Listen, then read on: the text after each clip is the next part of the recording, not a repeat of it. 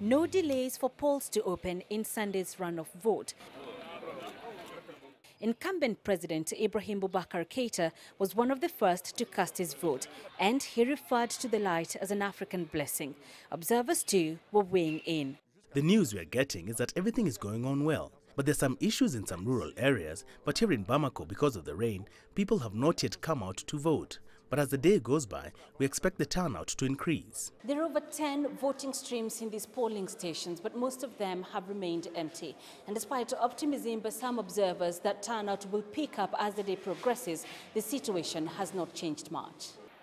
But ahead of the vote, there were concerns over a low voter turnout, and it had nothing to do with the weather. I don't think the government has been able to secure all the areas because there are areas that terrorists attack. And even if the government says it has deployed security personnel there, people will still be afraid to come out and vote. I think it's a question of choice also, because the two guys who are here, so there are 75 years and 69, and really the Malian population expected a change. So that's why you see there is not a lot of people. So there is a lack of choice whom to vote.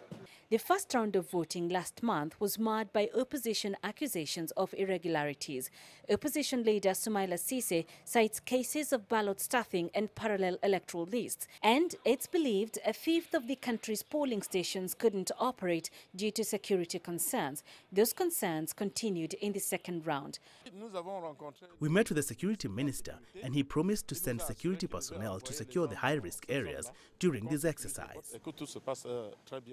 Authorities deployed additional security forces for the vote. 36,000 of them have been trying to keep the peace. Their presence has done little to assure many voters. The government is lack of everything. They didn't prepare anything to organize a vote in this area. So the insecurity is here since 2011. But really it's increased in 2014. And since that days, the north and the center, part of some center in the Mali, there's insecurity. So there is no opportunity for them to vote. So, now the Mali is divided in two. We can say only the south part, but the north part and the part of the center, they are not voting. So how can you talk about the democratic process? And a low voter turnout could put into question the legitimacy of the vote. But President Keita has been adamant. He believes Mali's troubles are now over. Penina Karibe, CGTN in Bamako. Well, Penina now joins us from the Malian capital of Bamako with the latest. Penina, how is the counting so far? How's it going? And how soon can we expect the result? Well, Karen, there's very little information coming out of that National Talent Center. We do know, of course, polls closed at 6 p.m. Vote counting got underway soon after. We expect those results to be announced within 5 working days. That is what authorities here call the partial results. So by law, they should be out within 5 working days. So really, we are looking at latest Friday this week to get the first indications of who really is leading in this race. And of course, the government explaining why it should take this long. It says because the country is so vast. Infrastructure, as you know, Karen, in this country is not the best. And so it takes them a lot of time to collect all the ballot boxes from various polling stations across the country. Hence the 5-day allowance to announce those partial results, Karen.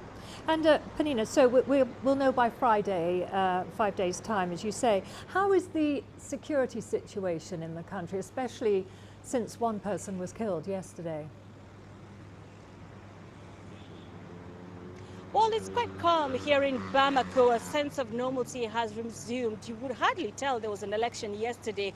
But of course, this is quite deceptive. You know, Karen, that there were incidences in some various parts of the country yesterday. There were places in Mopti, the central region of this country, that didn't even vote. This is after armed militiamen attacked a polling station and took away the ballot boxes. There was also an incident where a man, an electoral worker, we understand, in a village in Timbuktu was abducted by unidentified gunmen and later killed. Now this, of course, as the government insisted it had secured the country, there were 36,000 security officers deployed all across the country, Karen. But of course, from those reports, then you can tell there is, of course, a big security problem. It was a concern in the lead up to this runoff, and still, even now, people still saying that they're not very sure this is something the government has truly been able to control or will be able to control, Karen.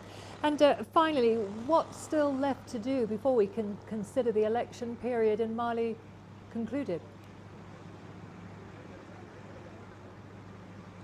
Well, so we have a 5-day period, like I mentioned to you, for vote counting. And of course, by Friday latest, that is when the Minister of Territorial Administration should give us the partial results. Now, they call them the partial results because the Constitutional Court has then to validate as the one with the mandate.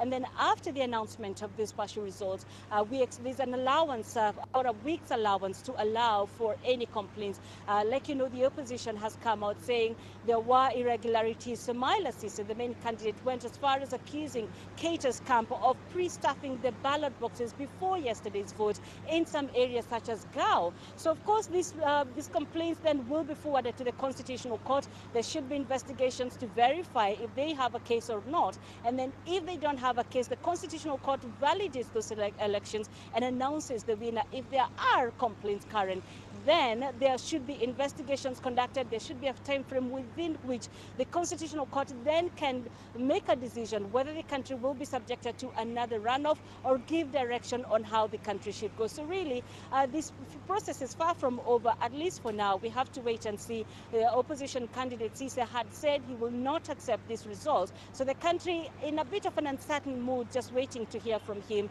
That should be happening anytime between now and Friday, Karen. Okay, thank you very much for that update. That was Penina Kariba there for us in Mali's capital, Bamako, following yesterday's runoff vote in the country.